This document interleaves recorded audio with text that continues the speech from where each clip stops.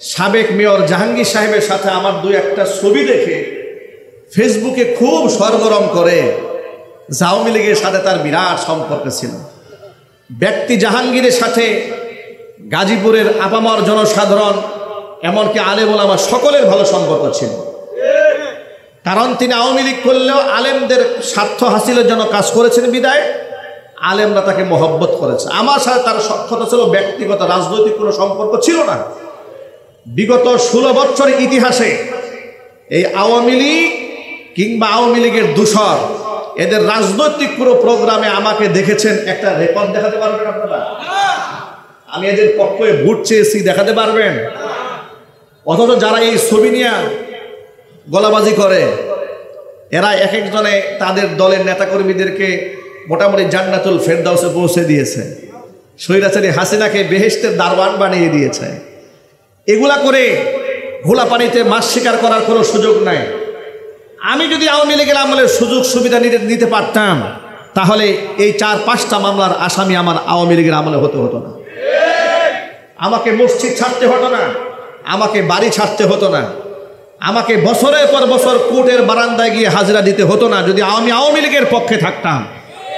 আওয়ামী লীগের সেন্ট্রাল পর্যন্ত জানে ওটা বাংলাদেশে আওয়ামী জাহিলিয়াতের বিরুদ্ধে যদি কেউ বজ্রকণ্ঠ থাকে আব্দুর রহিম আল মাদানী তার প্রথম সারিতে একজন আছে। সুতরাং আমাদের মোহাব্বত হবে আল্লাহর জন্য, ঘৃণাও হবে আল্লাহর জন্য।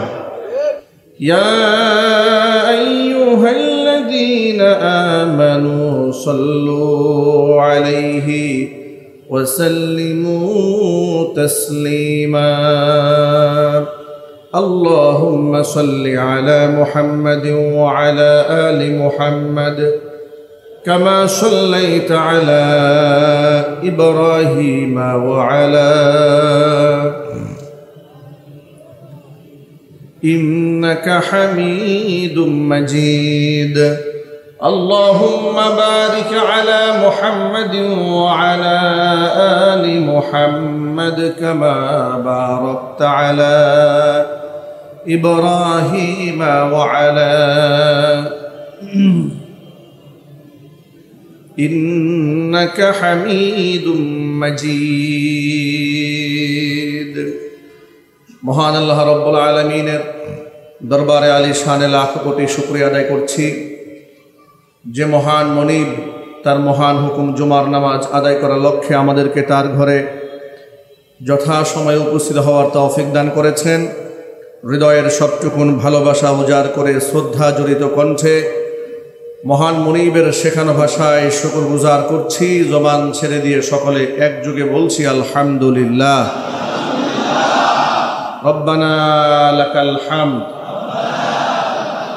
হামদান কাসীরা তাইয়িবান মুবারাকান ফীহি ইয়া রাব্বি লাকাল হামদু কামা ইয়ানবাগী লিজালালি ওয়াজহিকা ওয়া আযীমি সুলতানিকা।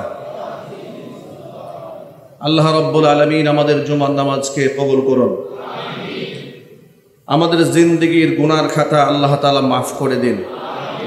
কাল হাসরের কঠিন ময়দানে আজকের ইবাদত আল্লাহ তাআলা আমাদের সকলের নাজাতের জরিয়া হিসেবে কবুল করেন। হাজী মোহর খানের কবরটাকে আল্লাহ বেহেশতের বাগান বানিয়ে দেন। তার আত্মীয় স্বজনের যারা দুনিয়া থেকে বিদায় হয়েছেন সকলের কবরে আযাব আল্লাহ তাআলা কিয়ামত পর্যন্ত বন্ধ করে দিন। হাজী মোহর খান ওয়াকফ এস্টেট কেন্দ্রীয় জামে মসজিদকে আল্লাহ তাআলা কিয়ামত পর্যন্ত কবুল করুন। মসজিদের সমস্ত হাজাত আল্লাহ তাআলা তার গায়বে খাজানা থেকে মিটিয়ে দিন। সর্বোপরি কোরআন সুন্নাহর আলোচনার মাধ্যমে আল্লাহ তাআলা আমাদের দিলের অন্ধকারকে দূর করে কোরআনের নূর দিয়ে আল্লাহ পাক আলোকিত করে দেন।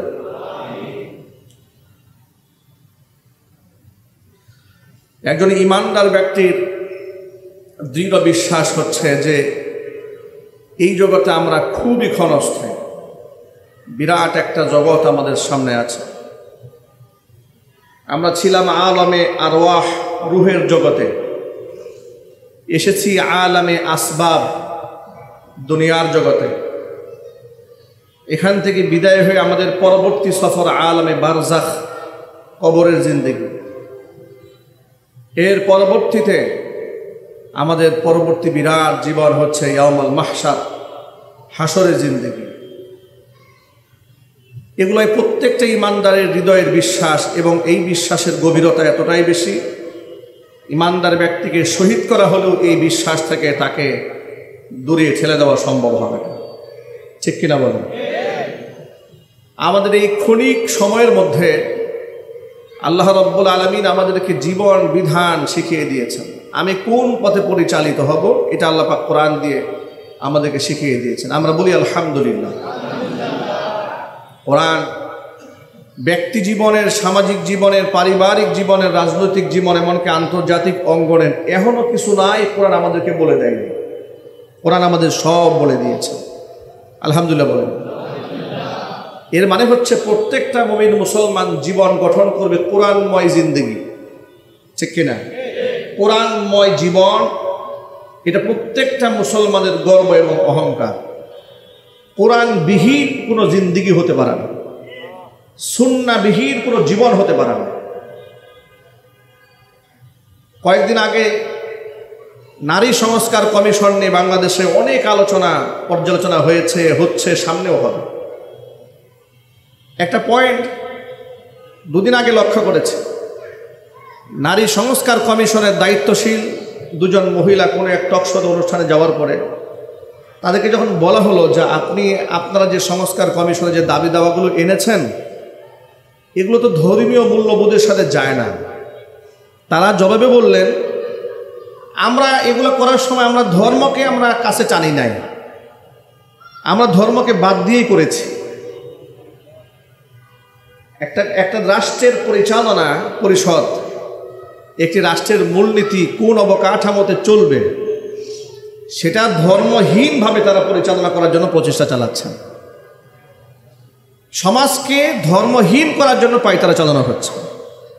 আমি আপনাদের সকলে জ্ঞাতার্থে একটা আওয়াজ দিতে চাই। সমাজের কিছু মানুষ আপনাকে জান্নাতের পথে ডাকবে, কিছু মানুষ আপনাকে জাহান্নামের পথে ডাকবে। কিছু মানুষ আপনাকে পরকালমুখী করবে, কিছু মানুষ আপনাকে দুনিয়ামুখী করবে। দুনিয়াতে যে সমস্ত ব্যক্তিরা মানুষকে দুনিয়ামুখী করে, আল্লাহকে ভুলিয়ে দেয়, এই সমস্ত মানুষগুলো কিয়ামতের বিভীষিকাময় দৃশ্য দেখার পরে আল্লাহকে ডেকে বলবে, আল্লাহ, আমরা তো মূলত অপরাধী ছিলাম না, এই কিছু নেতা কর্মীদের অনুসরণ করতে গিয়েই তো মূলত আমরা আজকের এই কঠিন শাস্তির সম্মুখীন হচ্ছে। আল্লাহ, তুমি এক কাজ করো, যে সমস্ত নেতারা আমাদেরকে তোমাকে ভুলিয়ে জাহান্নামী বানিয়েছে, আদাল্লুনা, যারা আমাদেরকে গুমরাহ করেছে, ফাআতিহিম আযাবান যিফাম মিনান নার, আল্লাহ তুমি এদেরকে জাহান্নামের দ্বিগুণ শাস্তি প্রদান করো।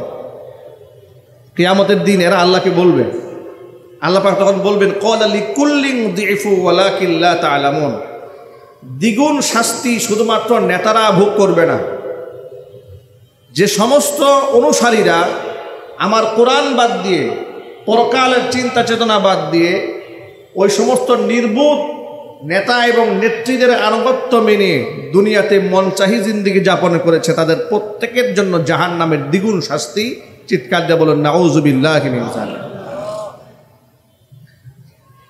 সকলে কথা খুব ভালো করে মনে রাখবেন,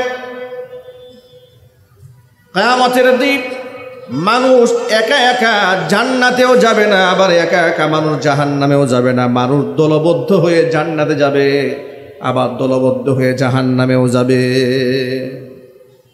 সূরা জুমারের মধ্যে আল্লাহ পাক বলেছেন, ওয়াসিকাল্লাযীনা কাফারু ইলা জাহান্নামা যুমারা, যে সমস্ত ব্যক্তিরা কুফরি করেছে এদেরকে দলে দলে জাহান্নামের দিকে টেনে নিয়ে যাওয়া হবে। আবার পরে আয়াত আল্লাহ পাক বলছেন, ওয়াসিকাল্লাযীনা তাকাউ রাব্বাহুম ইলাল জান্নাতি যুমারা, তাকওয়াবান এবং পরহেজগার ব্যক্তিদেরকেও দলে দলে জান্নাতে টেনে নিয়ে যাওয়া হবে। জোরে বলেন সুবহানাল্লাহ।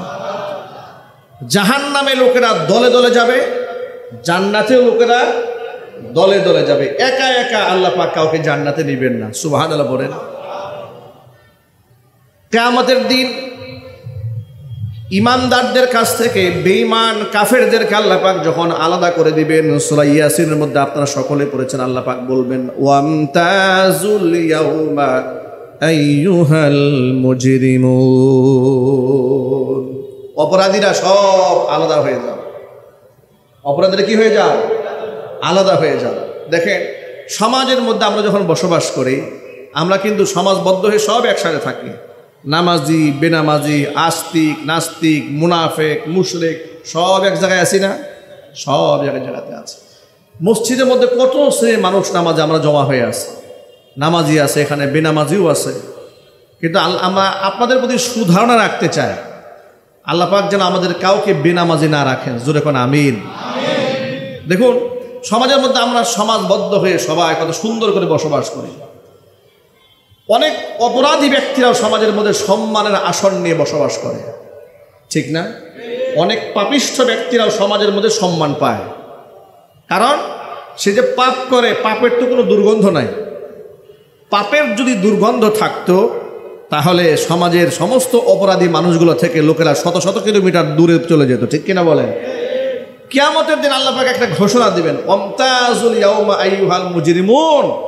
অপরাধীরা তোমরা আলাদা হয়ে যাও।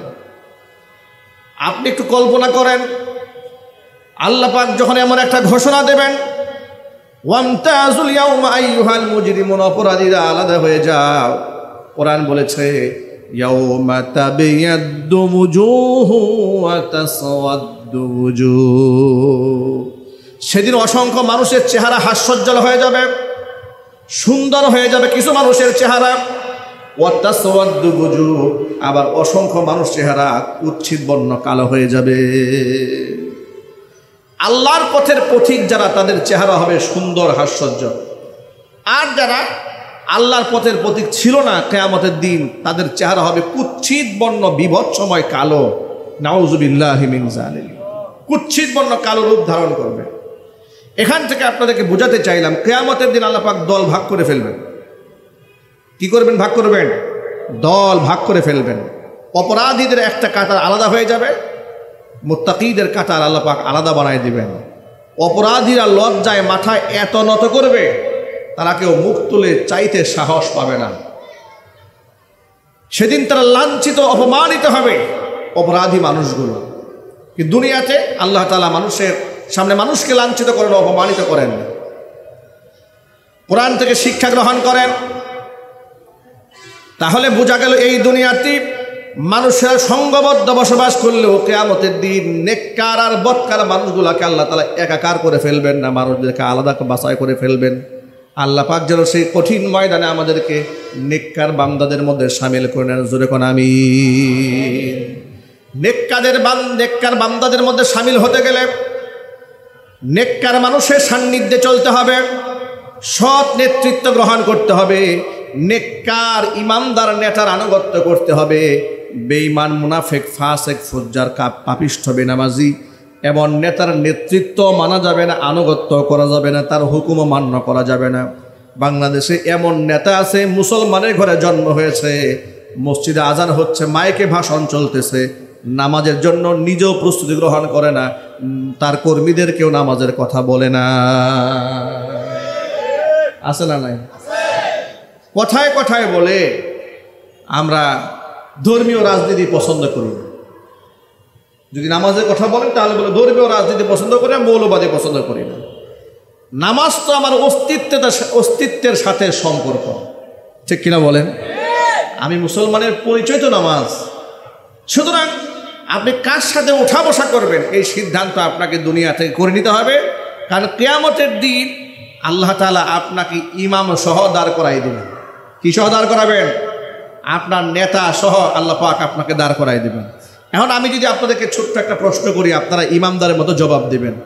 আমরা কি কাল হাসরের ময়দানে ফেরাউন, কারুন, নমরুদ এদের মতো নেতার আনুগত্যশীল হয়ে হাসরের মাঠে দাঁড়াতে চাই? আবু জাহালের মতো ব্যক্তিদের পেছনে আমরা দাঁড়াতে চাই? নরেন্দ্র মোদীর পক্ষ হয়ে দাঁড়াতে চাই? আমরা খুনি স্বৈরাচারীর পক্ষ হয়ে দাঁড়াতে চাই? আমরা ইমানদার, আনুগত্যশীল, রসুলের সৈনিক হয়ে কাল কিয়ামতের ময়দানে সাহাবায়ে কেরামের পেছনে, তাবিঈদের পেছনে, উলামাদের পেছনে, শহীদদের পেছনে, সিদ্দিকীনদের পেছনে আমরা দাঁড়াতে চাই। ঠিক কিনা বলেন? রাষ্ট্রের রাজনীতিবিদ কোন দলের মানুষই আমাদের কাছে ঘৃণার পাত্র থাকে না, সকলেই আমাদের কাছে ভালোবাসার পাত্র থাকে ততক্ষণ তারা কোরআন সুন্নাহর বিরুদ্ধে যায় না। যতক্ষণ আমাদের পুরো ভালোবাসাটাই নির্ভর করে এই কোরআনের উপরে। ঠিক কিনা বলেন? আমরা কাকে ভালোবাসবো আর কাকে ঘৃণা করব এটা কোরআন আমাদের শিখিয়ে দিয়েছে। আমাদের মোহাব্বত আল হুব্বু ফিল্লাহ ওয়াল বুগযু ফিল্লাহ, আমাদের ভালোবাসা হবে আল্লাহর জন্য, কারো প্রতি ঘৃণা সৃষ্টি হবে সেটাও আল্লাহর জন্যই হবে। আমাদের ব্যক্তিগত কোনো আক্রোশ নাই। আজকে গোটা বাংলাদেশে আওয়াজ উঠেছে আওয়ামী লীগকে নিষিদ্ধ করতে হবে। গোটা দেশে আওয়াজ উঠেছে, ছাত্র জনতা আন্দোলন করছে, রাজনীতিবিদরা তাদের সুর মিলাচ্ছে, আলেম ওলামারা তাদের সাথে একাত্মতা ঘোষণা করে রাজপথে ঝাঁপিয়ে পড়ছে। জুমার নামাজের পর বৃহৎ আন্দোলনের ডাক এসেছে, বাংলাদেশে বিভিন্ন জায়গায় জমায়েত হচ্ছে। আওয়ামী লীগের রাজনীতির সাথে আমাদের কোনো শত্রুতা কোনো আমলে ছিল না। শত্রুতা তখন তৈরি হয়েছে যখন আমরা দেখেছি রাজনীতির আড়ালে তারা এদেশ থেকে ইসলাম নিধনের চেষ্টা চালাচ্ছে। যখন আমরা দেখেছি ক্ষমতার চেয়ারকে, মস্তককে শক্তিশালী করার জন্য ভারতের রয়ের সাথে আতাত করে বাংলাদেশের সম্মানিত আলেমের কোমরের মধ্যে রশি লাগিয়েছে। যখন দেখেছি নরেন্দ্র মোদীকে খুশি করার জন্য 2600 আলেমের নামে মিথ্যা মামলা দিয়েছে, মাহফিলের মঞ্চগুলো ভেঙে দিয়েছে, মাহফিল থেকে নিরাপরাধ আলেমকে গ্রেফতার করে জঙ্গি মামলায় গ্রেফতার দেখিয়ে বছরের পর বছর আটকায় রেখেছে। বছরের পর বছর খতিব সাহেবদেরকে স্বাধীনভাবে মসজিদের মিম্বার থেকে কথা বলতে দেয় নাই। যারাই কথা বলেছে তাদের নামে মামলা দিয়েছে। এ কথা কি সত্য না অসত্য? আমি যে কথাটা বললাম, আমি আপনাদের সকলের কাছ থেকে স্বাক্ষর গ্রহণ করতে চাচ্ছি। আমি যে কথাটা বললাম যে আলেমরা কি স্বাধীনভাবে কথা বলতে পেরেছে? কথা বলার সুযোগ তারা দিয়েছে? আলেমদেরকে তারা লাঞ্ছিত করে নাই? ইসলাম ধ্বংস করার ষড়যন্ত্র তারা আটে নাই? দাড়ি ধরে ধরে রাস্তায় আলেমদেরকে পিটায় নাই? শাপলা চত্বরে অসংখ্য মানুষকে তারা শহীদ করে নাই? অসংখ্য আলেমদেরকে গুম এবং খুন করে নাই? রাজনীতির আড়ালে যারা গুম করে, খুন করে, আলেমদেরকে জেলখানায় বন্দি করে, জঙ্গি নাটক সাজিয়ে তাদের উপর অমানবিক নির্যাতন চালায়, পাশবিক নির্যাতন চালায়, তারা রাজনৈতিক দল হিসেবে বাংলার মাটিতে রাজনীতি করতে পারবে না। এটা শুধুমাত্র ওই ছাত্র জনতার দাবি নয়, এটা গোটা বাংলাদেশের আপামর জনসাধারণের দাবি। ঠিক না যদি বলতে হবে।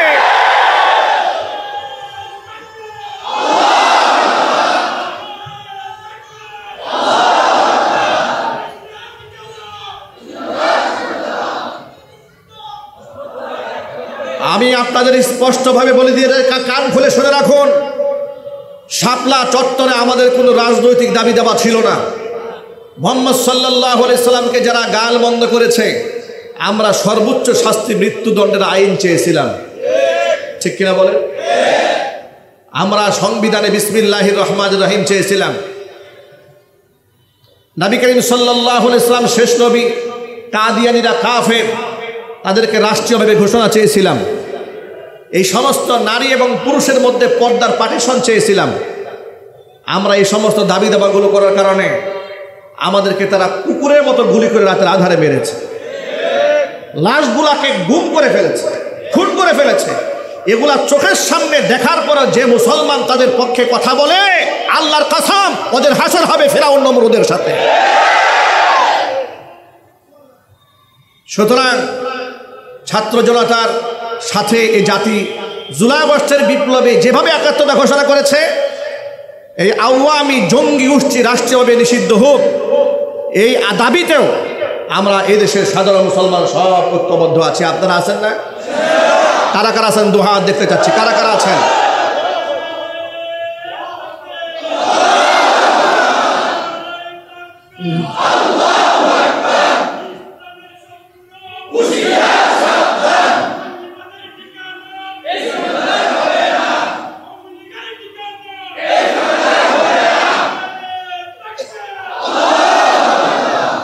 আপনাদের ভুলে যাওয়ার কথা নয়, 2021 সালে নরেন্দ্র মোদীকে আশাকে কেন্দ্র করে এই বুটবাজারে যখন আমরা আন্দোলন করেছিলাম, আমাদের উপর হামলা করার জন্য লাঠিয়াল বাহিনী নিয়ে ওরা দাঁড়িয়েছিল চিপায় চাপায়।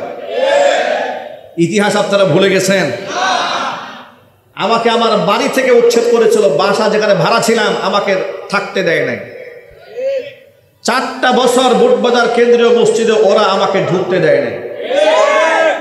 ইতিহাস আমরা ভুলে যাই না। কেউ কেউ দেখি সাবেক মেয়র জাহাঙ্গীর সাহেবের সাথে আমার 2-1টা ছবি দেখে ফেসবুকে খুব সরগরম করে।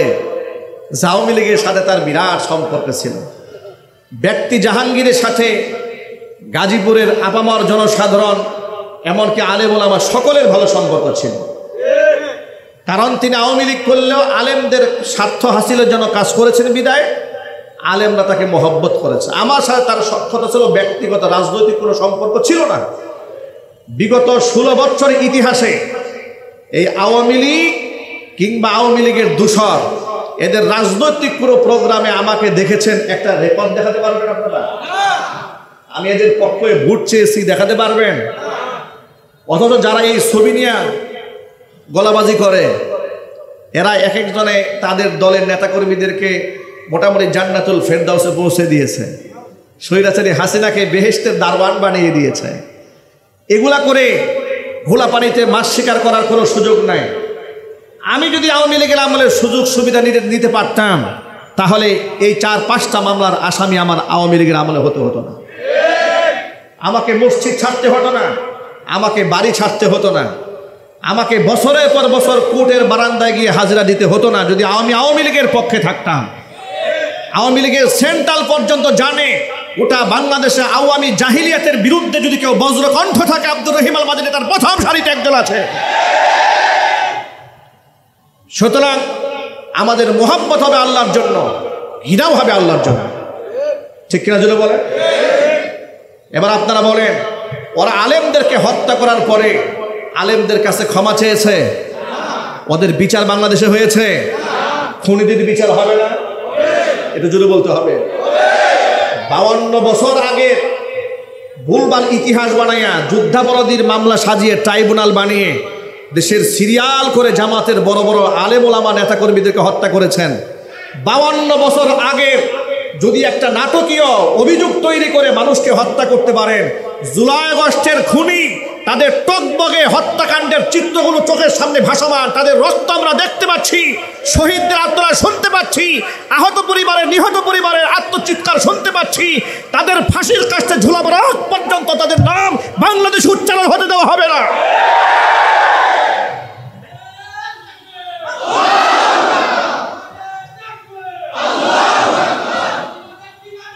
অন্তর্বর্তীকালীন সরকারের এহেন আচরণে আমরা মারাত্মক ক্ষুব্ধ এবং ব্যথিত। ঠিক কিনা জুড়ে বলেন? গতকালকে কুখ্যাত তৎকালীন যুগের একজন এমপি, স্পিকার, রাষ্ট্রপতি আব্দুল হামিদ, পত্রিকাতে পেলাম দেখি বিমানবন্দর দিয়ে একেবারে মেহমানের মতো তিনি দেশ ছেড়ে চলে গেলেন। এরপরে স্বরাষ্ট্রমন্ত্রী ঘুম ভাঙল, তিনি এখন কান্না শুরু করলেন। ওরা ইন্টারপোলের মাধ্যমে দেশে আনবেন, দেশে থাকা অবস্থায় একটা পশম উঠলাইতে পারেন নাই, ইন্টারপোলে ধরে নিয়ে আসবেন, ধান্দাবাজি বাদ দিয়ে দেন। প্রশাসনকে বলছি, আইবি রহমানকে গ্রেফতার করতে গিয়ে নারায়ণগঞ্জের নাটকীয়তা আপনারা করেছেন। আপনাদের প্রতি তো এদেশের মানুষের ঘৃণা এবং অভিশাপ কি পরিমাণ আছে, আর পাপ আপনারা কেমন করছেন তার তো হিসাব নাই।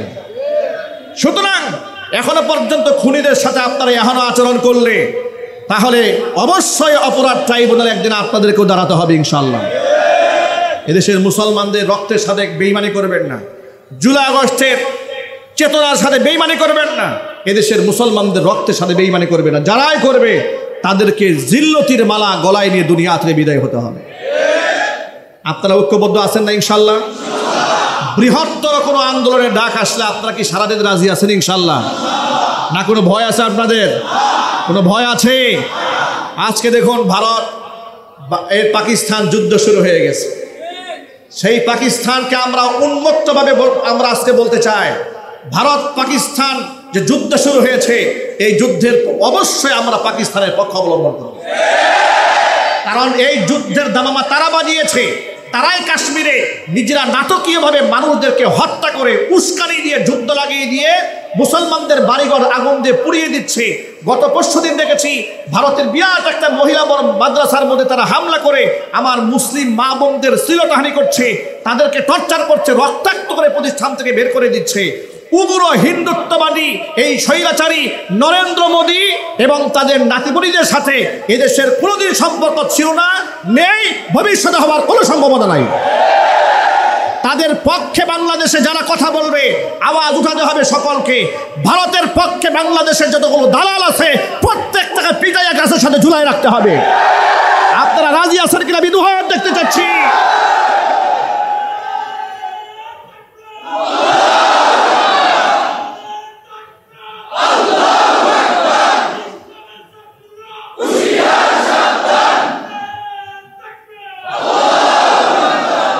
ওরা বাংলাদেশের ইসলাম নিয়ে বহু ষড়যন্ত্র করেছে, মসজিদে মাদ্রাসা নিয়ে ষড়যন্ত্র করেছে, আলেম ওলামা নিয়ে ষড়যন্ত্র করেছে, হক্কানে আলেমদের কণ্ঠকে টুটিকে চেপে ধরা ষড়যন্ত্র চালিয়েছে। ওরা আল্লাহর গজবে ধ্বংস হয়েছে, আলেমদের চোখের পানিতে ওরা ধ্বংস হয়েছে। সুতরাং এই সমস্ত অভিশপ্ত ব্যক্তিদের পক্ষে পুরো মুসলমানের সন্তান থাকতে পারে না। মুসলমানদের একটাই চাওয়া হবে, এই খুনি ফ্যাসিস্ট এদের বিচার বাংলাদেশে হতেই হবে। অন্তর্বর্তীকালীন সরকার যদি বিচারের নামে তালবাহানা করে, নাটকীয়তা করে, তার অন্তর্বর্তীকালীন সরকারের বিরুদ্ধে গোটা জাতিকে রুখে দাঁড়াতে হবে। আল্লাহ পাক আমাদের সংঘবদ্ধ হওয়ার থাকার তৌফিক দান করে, জোরে করে আমিন। হাদিস শোনাই আপনাদেরকে, নবী করিম সাল্লাল্লাহু আলাইহি সাল্লাম বলেছেন, সাবাতুন ইউজিল্লুহুমুল্লাহু ফি জিল্লিহি ইয়াওমা লা জিল্লা ইল্লা জিল্লু, ইমামুন আদিলুন ওয়া শাবুন নাশা ফি ইবাদাতিল্লাহ ওয়া রাজুলুন কলবুহু মুআল্লাকুন ফিল মাসাজিদ ওয়া রাজুলানি তাহাব্বা ফিল্লাহি ইজতামাআ আলাইহি ওয়া তাফাররাকা আলাইহি ওয়া রাজুলুন তাসাদদাকা বিয়ামিনিহি হাত্তা লা তা'লামা শিমালুহু মা তুনফিকু ইয়ামিনুহু ওয়া রাজুলুন দা'athu ইমরাআতুন যাতু মানসাবিন ওয়া জামালিন ফাকালা ইন্নী আখাফুল্লাহ ওয়া রাজুলুন যাকারাল্লাহা খালিয়ান ফাফাদাত আইনাহু আও কামা ক্বালা আলাইহিস সালাতু ওয়াস সালাম। নবীজি সাল্লাল্লাহু আলাইহি সাল্লাম বলেছেন, যেদিন আল্লাহ পাকের আরশের ছায়া ছাড়া আর কোনো ছায়া থাকবে না, সেদিন 7 শ্রেণীর মানুষকে আল্লাহ তাআলা তার আরশের ছায়াতলে স্থান করে দিবেন। এর মধ্যে 1 নম্বর হচ্ছে ইমামুন আদিলুন, ন্যায়পরায়ণ শাসক। 2 নম্বর হচ্ছে ওয়ারাজুলুন কলবুহু মুআল্লাকুন ফিল মাসাজিদ ওয়া শাবুন নাশা ফি ইবাদাতিল্লাহ, ওই যুবক যে যুবক তার যৌবনকাল আল্লাহর বন্দেগীতে কাটা, আল্লাহ পাক তাকে আরশে মুআল্লার ছায়াতলে স্থান করে দেবেন। ওয়া কলবুহু মুআল্লাকুন ফিল মাসাজিদ, যে ব্যক্তির অন্তর আল্লাহর ঘরের সাথে ঝুলে থাকে, আল্লাহর ঘরের সাথে যার মোহাব্বত থাকে, আল্লাহ পাক তার আরশে মুআল্লার ছায়াতলে স্থান করে দিবেন।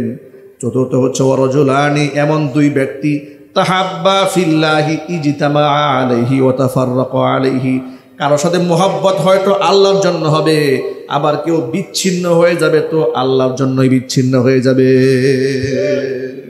আল্লাহর জন্য একে অপরকে ভালোবাসেন, আল্লাহর জন্যই বিচ্ছিন্ন হয়ে যান, তাহলে এই শ্রেণীর মানুষদেরকে আল্লাহ তাআলা আরশের ছায়াতলে স্থান দেবেন ইনশাআল্লাহ।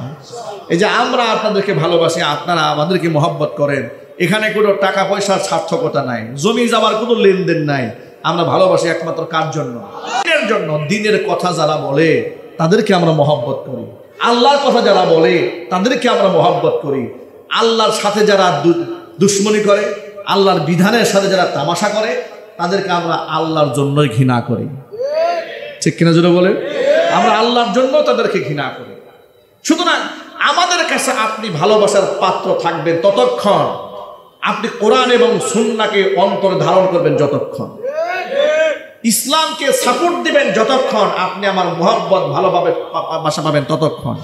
যখন থেকে আপনার মধ্যে ইসলামের বিরুদ্ধে আমি অবস্থান দেখব, যখন আমি দেখব আল্লাহর কোরআনের আইনের বিরুদ্ধে আপনি অবস্থান গ্রহণ করেছেন, যখন আপনি দেখব আপনি আলেম ওলামার বিরুদ্ধে অবস্থান গ্রহণ করেছেন, ইসলামী শাসনতন্ত্রের বিরুদ্ধে অবস্থান গ্রহণ করেছেন, আল্লাহর আইনের বিরুদ্ধাচরণ করছেন, তখন আপনি আমার বন্ধু, আপনি আমার বাবা, আপনি আমার দুষ্ট না, আপনি আবার কবে কি করেছিলেন সেগুলো দেখার আমাদের সময় নাই। একজন প্রত্যেকটা ইমানদারের অন্তরে অপরকে মহব্বত করার মেয়ার মানদণ্ড হচ্ছে এটাই, আমি আল্লাহর মহব্বতেই তাকে ভালোবাসি। সে আল্লাহর বন্ধু যতক্ষণ, সে আমার বন্ধু ততক্ষণ। সে আল্লাহর শত্রু যখন হবে, সে আমারও শত্রু হয়ে যাবে। ঠিক কিনা জুড়ে বলবে? এভাবেই যদি দুনিয়ার মাটিতে থাকতে পারেন,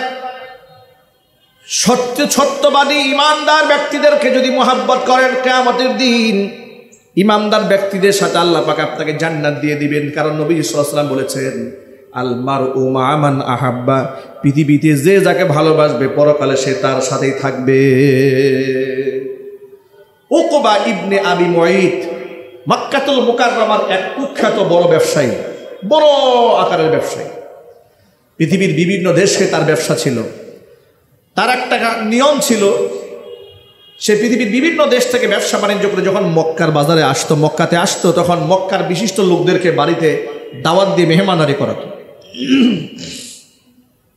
উকবা ইবনে আবি মুঈত একবার ব্যবসা থেকে সিরিয়া থেকে এসেছে। আসার পরে মক্কাতুল মুকাররমার বিশিষ্ট ব্যক্তিদের নামের তালিকা বানিয়ে নিজের বাড়ির দাওয়াত দিয়েছে। সে ছিল কুখ্যাত মুশরিক, কাফের। কিন্তু আপনারা বলেন, যদি মক্কাতুল মুকাররমার বিখ্যাত প্রখ্যাত সম্মানিত ব্যক্তিদের নামের তালিকা বানানো হয়, ওই তালিকার মধ্যে নবীজির নাম থাকার দরকার আছে না নাই? আলোচনা বলে আল্লাহ নবী সাল্লাল্লাহু আলাইহি ওয়াসাল্লাম তো শুধুমাত্র নবুয়তে ইজহার হওয়ার পর থেকেই সম্মানিত হয়েছেন তা নয়, তিনি তো জন্মলগ্ন থেকেই সম্মানিত। ঠিক কিনা বলে? মক্কার মানুষ তাকে আলামিন বলেছে, অতি বিশ্বাসী বলেছে, টাকা পয়সা রেখেছে। এই সম্মান তো তার জন্মলগ্ন থেকেই, শিশুকাল থেকেই মুহাম্মদ সাল্লাল্লাহু আলাইহি ওয়াসাল্লামকে আল্লাহ পাক সম্মানিত বানিয়েছেন। কোন সুবহানাল্লাহ। নামই তো মুহাম্মদ, মুহাম্মদ মানেই সম্মানিত, আল্লাহ পাক তাকে বানিয়ে দিয়েছে। তো এতগুলো মানুষের নামে তালিকা হয়েছে, সেই তালিকা থেকে মুহাম্মদ সাল্লাল্লাহু আলাইহি ওয়াসাল্লামের নাম সে বাদ দিতে পারে নাই, হুজুরের নামটা রেখেছে। আল্লাহর নবীও মুশরিকের বাড়িতে দাওয়াত গ্রহণ করেছে। কথাটা খুব মনোযোগ সহকারে শুনবেন। কথা শোনা যাচ্ছে তো? খুব মনোযোগ সহকারে শুনবেন। আল্লাহর নবী উকবা ইবনে আবি মুঈতের বাড়িতে দাওয়াত গ্রহণ করে গেলেন। উপস্থিত অসংখ্য মানুষ সামনে বসা, সবার সামনে খাবার পেশ করা হয়েছে। নবীজি সাল্লাল্লাহু আলাইহি ওয়াসাল্লামের সামনে খাবার দেওয়া দস্তরখানায়। এবার নবীজি উপস্থিত ভরপুর মানুষদের সামনে উকবা ইবনে আবি মুঈতকে ডাক দিয়ে বলে, উকবা, ততক্ষণ পর্যন্ত তোমার বাড়ির খানা আমি স্পর্শ করব না যতক্ষণ পর্যন্ত তুমি কালিমা পড়ে মুসলমান না হবে। উকবা ইবনে আবি মুঈত সবার সামনে এক বিব্রতকর অবস্থার মধ্যে পড়ে গেল। আবার মক্কাতুল মুকাররমার লোকদের এই একটা তবিয়ত ছিল যে বাড়ির মেহমান যেন কোনোভাবে অসম্মানিত না হয়। মুহাম্মদ সাল্লাল্লাহু আলাইহি ওয়াসাল্লাম তো বুঝতে পেরেছেন যে আমি তার দুর্বল জায়গায় হাত দিয়েছি, আমি তার বাড়ির মেহমান, সে কোনো ক্রমে আমাকে অসম্মানিত করবে না। এটাকে কৌশল অবলম্বন হুজুর বললেন, তুমি কালিমা ঘোষণা না দিলে আমি তোমার খাবার খাবো না। মেজবান বেকায়দায় পড়ে গেল। উকবা ইবনে আবি মুঈত বলছে, মুহাম্মদ, আপনি আমার বাড়ির মেহমান, আপনি যদি খাবার ছেড়ে উঠে যান কিংবা না খান, এর চেয়ে বড় লজ্জা আমার জন্য কিছু নাই। আমি উপস্থিত সবার সামনে কালিমা ঘোষণা দিয়ে দিন। তিনি সবার সামনে কালিমা পড়ে মুসলমান হয়ে গেল। এই সংবাদটা এই উকবা ইবনে আবি মুঈতের এক দুস্থ ছিল, মুহাম্মদ সাল্লাল্লাহু আলাইহি ওয়াসাল্লামের আরেক জানের দুশমন, তার নাম ছিল উবাই ইবনে খালফ। নাম কি? উবাই ইবনে খালফ। এই উবাই ইবনে খালফ যখন শুনেছে যে উকবা ইবনে আবি মুঈত কালিমা পড়ে ফেলেছে, তেলে বেগুনে জ্বলে উঠেছে। খুব ঘনিষ্ঠ বন্ধু তো, ডেকে নিয়েছে। উকবাকে ডেকে উবাই বলছে, কি শুনলাম এটা, তুমি নাকি কালিমা পড়ে মুসলমান হয়েছো, ধর্মান্তরিত হয়ে গিয়েছো, বাপদাদার ধর্মের মুখের মধ্যে নাকি চুনকালি মেখে দিয়েছ। উকবা ইবনে আবি মুঈত বলেন, দোস্ত শোনো, আসলে মূল বিষয়টি তা নয়, আমি মন থেকে কালিমা পড়িনি। সিচুয়েশনটা এমন হয়ে গিয়েছিল, আমার বাড়ির মেহমান ছিল মুহাম্মদ সাল্লাল্লাহু আলাইহি ওয়াসাল্লাম, আমি যদি কালিমা না পড়ি তিনি খাবার খান না, খাবার না খেলে আমি বেইজ্জত হই। ইজ্জত রক্ষা করতে গিয়া কালিমা পড়েছি, আসলে মন থেকে পড়ি নাই। এবার উবাই ইবনে খালফ বলে, এত কথা শুনতে চাই না, তুমি আমার সাথে বন্ধুত্ব ঠিক রাখতে চাও নাকি মুহাম্মদের সাথে বন্ধুত্ব ঠিক রাখতে চাও, কোনটা চাও? উবাই ইবনে খালফের কথা শুনে উকবা ইবনে আবি মুঈত বলছে, আমি তোমার সাথে বন্ধুত্ব ঠিক রাখতে চাই। যদি আমার সাথে বন্ধুত্ব ঠিক রাখতে চাও তাহলে মুহাম্মদ সাল্লাল্লাহু আলাইহি ওয়াসাল্লামের কাছে যাবে, গিয়ে তার কালিমা তাকে ফিরাই দিয়ে আসবে, আর ফিরিয়ে দিয়ে আসার সময় মুহাম্মদের মুখের মধ্যে থুতু মেরে আসবে। কপাল কত খারাপ। কাফের বন্ধুকে খুশি করতে গিয়া মোহাম্মদ সাল্লাল্লাহু আলাইহি ওয়াসাল্লাম বাড়িতে গেছে, হুজুরের কাছে গিয়া বলে, মোহাম্মদ তোমার কালিমা তোমারে ফিরাই দিলাম। এ কথা বলে মুখ থেকে থুতু বের করে হুজুরের মুখের মধ্যে মেরে দিয়েছে। নাউজুবিল্লাহ জোরে পড়ে।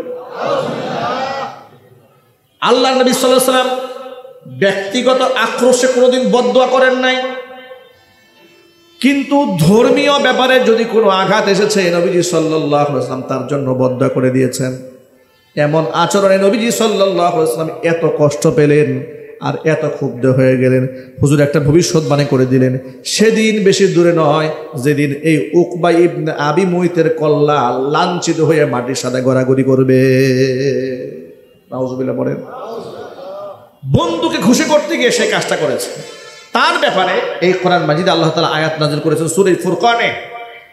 আল্লাহ রাব্বুল আলামিন সূরাতুল ফুরকান 19 নম্বর পারার একদম প্রথম পৃষ্ঠার মধ্যে বলেছেন, وَيَوْمَ يَعَضُّ الظَّالِمُ عَلَى يَدَيْهِ يَقُولُ يَا لَيْتَنِي اتَّخَذْتُ مَعَ الرَّسُولِ سَبِيلًا يَا وَيْلَتَى لَيْتَنِي لَمْ أَتَّخِذْ فُلَانًا خَلِيلًا لَقَدْ أَضَلَّنِي عَنِ الذِّكْرِ بَعْدَ إِذْ جَاءَنِي وَكَانَ الشَّيْطَانُ لِلْإِنسَانِ خَذُولًا।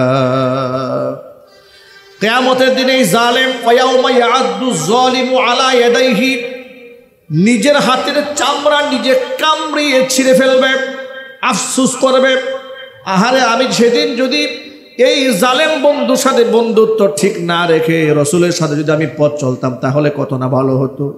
আহারে এমন নিকৃষ্ট মানুষকে যদি আমি বন্ধুই না বানাতাম তাহলে কত না ভালো হতো। লাকাদ আদাল্লানি আনি যিকরি বাদা ইদ জাআনি, আমার কাছে হেদায়েত আসার পরে সে আমারে গুমরা বানিয়েছে। বন্ধুত্ব ঠিক রাখতে গিয়ে আমি মুহাম্মদ সাল্লাল্লাহু আলাইহি ওয়াসাল্লামের সাথে বিয়াদবি করেছি। আমার ভাইয়েরা, যদিও এই আয়াতটা নাজিল হয়েছে বিশেষ একটা ঘটনাকে কেন্দ্র করে, কিন্তু গোটা পৃথিবীর মধ্যে তার হুকুমটা ব্যাপক। কিয়ামতের দিন অসংখ্য মানুষেরা হাসরের ময়দানে এই কথা বলে আফসোস করবে, সেদিন কেন আলেমদের কথা শুনি নাই, কেন ইমামদারদেরকে বন্ধু না বানাইয়া রাম বাম নাস্তিক কাফের এদেরকে বন্ধু বানিয়েছিলাম। আছে না নাই জোরে বলেন, আরো চিৎকার দিয়ে বলেন আছে না নাই। দেখবেন ফেসবুকে আলেমদের বিরুদ্ধে লেখালেখি করে মুসলমানের সন্তান, নাই? আরো জোরে বলেন। গাজীপুরে নাই? আলেমদের সাথে তার দুশ্মনীটা কোন জায়গায়? আলেমের সাথে জমি নিয়ে মারামারি, টাকা বসায় নিয়ে, ক্ষমতা নিয়ে না, তাহলে দুশ্মনীটা কেন? এমনও হতে পারে যে ওই আলেম এসে জীবনে চোখে দেখেও নাই, তার সাথে কোনো লেনদেনও নাই, উঠা পয়সাও নাই, আলেমেরও সমালোচনা করে ওই জালেম, তাহাজ্জুদ গুজারি আলেমের সমালোচনা করে বেনামাজি জালেম। কথা বলতে হবে, ঠিক কিনা বলেন? যার চরিত্রে কোনো বালাই নাই, না ঘরে বউয়ের পর্দা আছে না নিজের পর্দা আছে, নাইট ক্লাবে রাত্রি যাপন করে কিংবা বেপর্দা মহিলা নিয়ে রাত্রেবেলায় ফুর্তি করে, চরিত্র আখলাক বলতে কিচ্ছু নাই, ফেসবুকে আলেমদের বিরুদ্ধে লেখে। কেন লেখে? কারণটা বলে দিই। লেখে হচ্ছে এ হচ্ছে ওই দলের সদস্য যে দলের লোকেরা ভারতের রাম এবং বামদের কাছে বিক্রি হয়ে গেছে। কথা বুঝতে পেরেছেন? ওই সম্পর্ক ঠিক রাখতে গিয়া বন্ধুর বন্ধু বন্ধু আর বন্ধুর শত্রু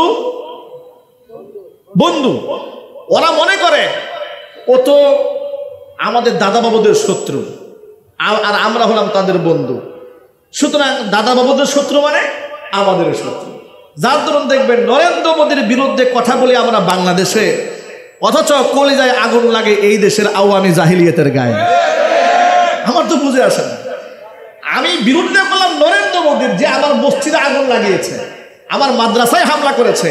তুই মুসলমান, তোর কলিজায় আগুন লাগলে কেন? কোনো হিন্দু প্রতিবাদ করলে মনে কষ্ট লাগতো না? নরেন্দ্র মোদীর বিরুদ্ধে কথা বলার পরে যে মুসলমানের কলিজায় আগুন লেগেছে, আল্লাহর কসম ওর হাসর হবে নরেন্দ্র মোদীর সাথে। ও মুসলমান হতে পারে না, ও মসজিদে নামাজে আসলেও মুনাফিক। কথা বলে না কেন? ও যদি আমার সামনের কাতারে বসে থাকে, মুসলমানের শত্রু নরেন্দ্র মোদীর বিরুদ্ধে কথা বলে যদি ওর মনে ব্যথা লাগে, আল্লাহর কসম ও তবলিগে 3 চিল্লা দিলেও মুনাফিক, ও মুসলমান হয় নাই। ওই এলাকার আমির সাহেব হলেও মুনাফিক। এলাকার আমির সাহেব হলেও কি মুনাফিক, সে মুসলমান হতে পারে না।